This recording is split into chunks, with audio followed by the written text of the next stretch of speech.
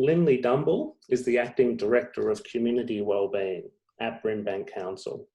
Lynley has extensive experience working in local government and has held senior positions over the last decade at Maribyrnong Council and Brimbank City Council.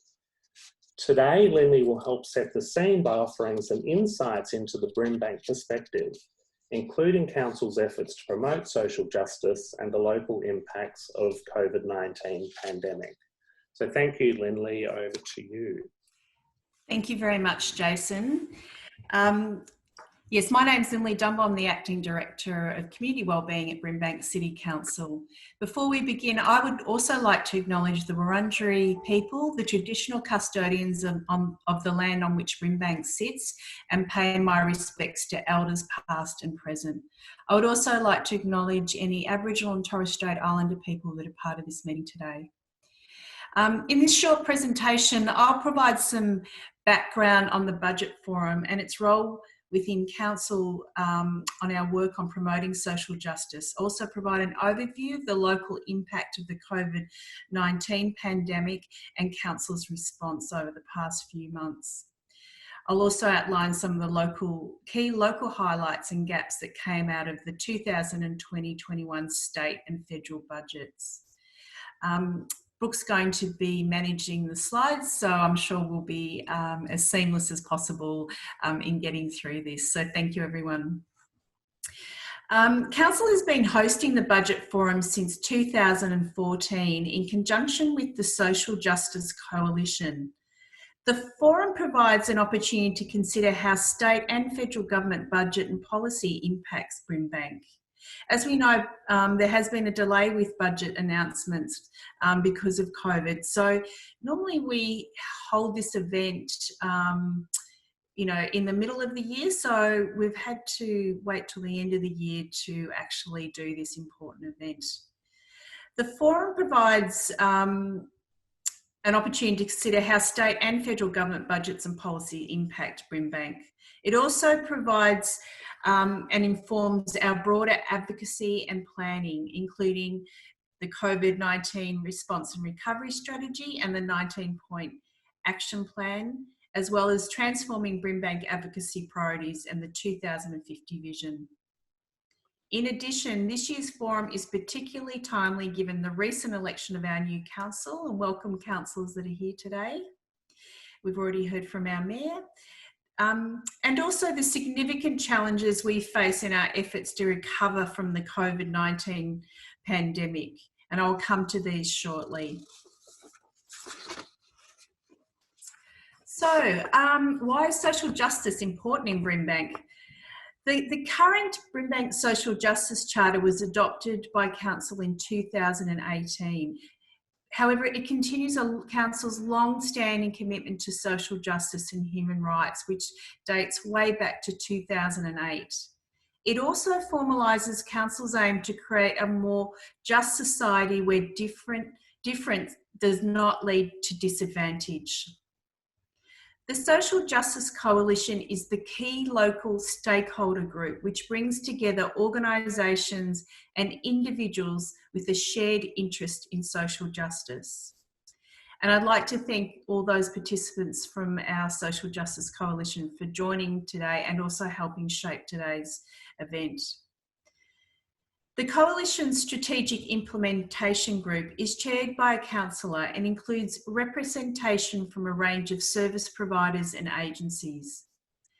Many of the members are here with us today, as well as our previous Chair and Deputy Chair, Councillor Virginia Tarkos and also Councillor Virginia Borg, who were both re-elected in the current council elections. As you can see from the slide, Brimbank is one of the most culturally diverse communities in Australia. Hope everyone can see some of those figures. For instance, 48% of residents in Brimbank were born overseas. That's an incredible amount of diversity that we have. Also, there are over 160 different languages spoken in Brimbank. And 75% of our residents identify with a faith or religion. We are also, unfortunately, the second most disadvantaged municipality in Greater Melbourne. Council values this diversity and its role in making Brimbank a vibrant and successful community. And the diversity is actually one of our huge strengths. But it's important for us to also understand the disadvantage and also the potential discrimination that can cause for our community. We also know that the fact that we have such significant pockets of disadvantage, that this was actually one of the main things that affected Brimbank disproportionately around the COVID-19 pandemic. As many people will be aware, Brimbank actually at one point was a hotspot for COVID cases, and that, I think, actually highlighted and put a strong lens on the fact that in most of the parts of Melbourne where there was high disadvantage, they were the most hardest hit and affected by COVID. This forum can help us identify how well state and federal governments are responding to COVID-19 and inform council's planning and advocacy priorities into the near future. Thanks, Brooke. The impact of COVID-19 and unemployment. 2020 has seen Brimbank and the world confronted by the global pandemic, which has caused widespread health, wellbeing and economic harm. As I mentioned before, much of the disadvantage experience in Brimbank has been compounded by COVID-19 pandemic. We know that we have a higher rate of unemployment, 9.4%, higher than the Western region and Victoria. The unemployment extends beyond 10% in several of our neighbourhoods, including St Albans, Keeks Park, Sunshine North and Sunshine West. Notably, we expect these figures to get worse by the September and December quarters as a result of the second lockdown. The impact of COVID-19 on job seekers. Thanks, Brooke. We can see the impact of unemployment flowing through in terms of job seeker recipients, formerly known as New Start. Between March and October 2020, the proportion of Brimbank residents receiving job seeker almost doubled from 7.1% to 13.6%. This translates to more than 9,000 additional people receiving job seeker since early 2020. This trend has been relatively constant across the municipality, with figures now exceeding 17% in some neighbourhoods, for example, St Albans and Kings Park. With such high numbers, the debate around maintaining high levels of job seeker is particularly relevant in Brimbank. Thanks, Brooke. Our residents have been seeking support for a range of issues during the pandemic. In August 2020, Council surveyed 71 organisations regarding the demand for services and support. The results reveal that the pandemic has had detrimental impact on mental health, social connections and family relationships. And you can see the highest number seeking assistance is actually in that mental health field, around 68.7%, as well as isolation and loneliness. We know this was a huge impact in our municipality and continues to be. There is also increased demand for material aid and emergency relief, housing and income support. Thank you, Brooke.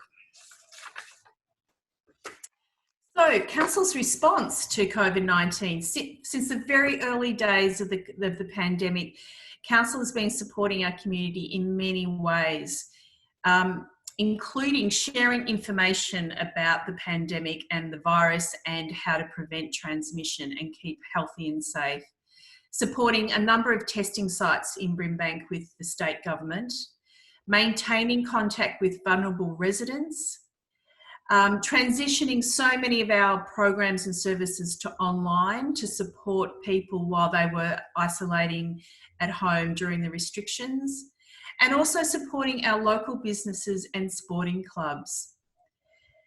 Council's response has been formalised into these two key documents, and these are both available on Council's website. The Coronavirus Response and Recovery Strategy, as well as our 19-point action plan for COVID response and recovery, which highlights our advocacy around this issue to state and federal government. Thanks, Brooke.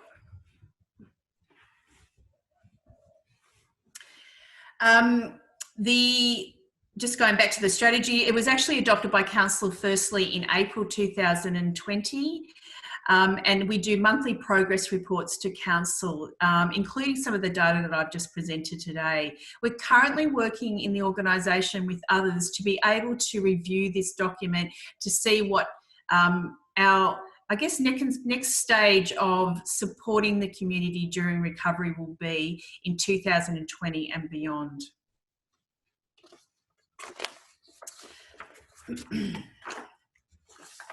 So for budget highlights, I'll briefly outline some highlights from the state and federal budget. There were many other announcements with indirect and potential benefit to Brimbank, but I'll leave these to be discussed by Emma in the breakout discussions. Our local highlights include the Melbourne Airport Rail Link. It has now been confirmed that the Melbourne Airport Rail Link will run via Sunshine, which provides long-term foundation for social and economic development. The suburban rail loop, which will be the state government has allocated funding to start the project, will ultimately include a new transport hub at Sunshine. Mental health, the state government has allocated funding to provide additional mental health beds at Sunshine Hospital, which will go some way to meeting current and forecast demand. Open space, state government funding has allocated funding for upgrades to visitor facilities and playgrounds, including Organ Pipes National Park and Brimbank Park, which is a very welcome investment. Next slide. We also know that there's going to be school upgrades up to 56.8 million over 4 years, which will be at 7 locations in Brimbank. 30 million for the Western Rail Plan as part of the 1.1 billion for priority road and rail projects in Victoria. And also 25.1 million over 4 years for an upgrade and expansion of the Sunshine Law Courts. There will also be 16.8 million to install traffic signals at the Melton Highway, Sunshine Avenue, Old Calder intersection at Taylor's Lakes.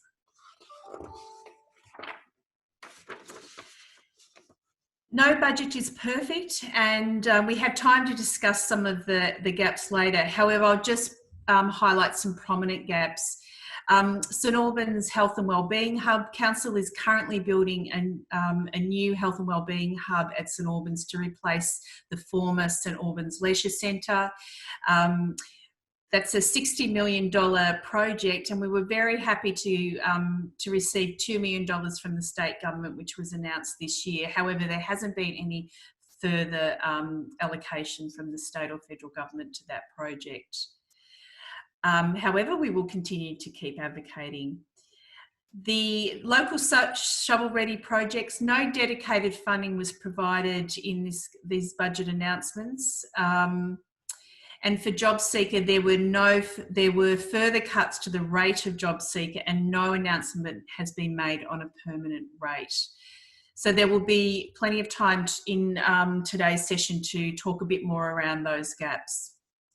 So thanks again for attending today. We look forward to our guest speakers and small group discussions.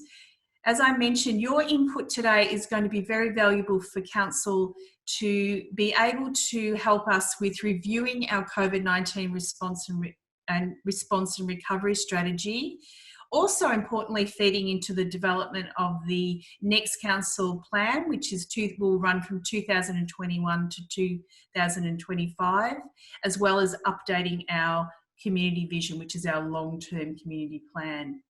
I will now pass back to Jason to introduce our next speaker. Thank you.